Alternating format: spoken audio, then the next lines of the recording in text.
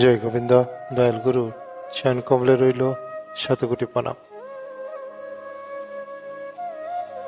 জগতে ভগবত বিভূতির দ্বারা অস্থায়ী অনিত্য বস্তুতে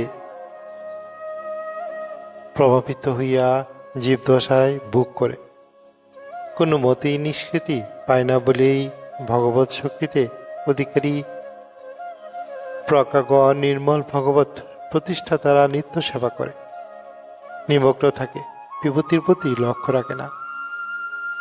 এই সকল সেবা আচরণ করিয়া ভগবত পদ পরিষ্কার করিয়া শাস্ত্রাদির প্রণয়ের দ্বারা জগৎকে মুক্ত উপদেশ দিয়াছেন। অতএব কর্তৃত বিমান আনন্দের নিকট হইতে মুক্ত হইবার জন্য সর্বদা ভগবান প্রতি হৃদয় রাখিবার জন্য চেষ্টা করা এই জীবের প্রধান কর্ম। জয় রাম। জয় গোবিন্দ। বেদবাণী প্রথম খণ্ডের 327তম পত্রাংশ। গুরু কৃপা সবার উপর বর্ষিত ও গুরু আশীর্বাদে জগৎ আলোকিত গুরু মহিমা জগৎব্যাপী প্রচার হোক। জয় রাম। জয় গোবিন্দ। সবাই ভালো থাকবেন, চ্যানেলটি সাবস্ক্রাইব করবেন।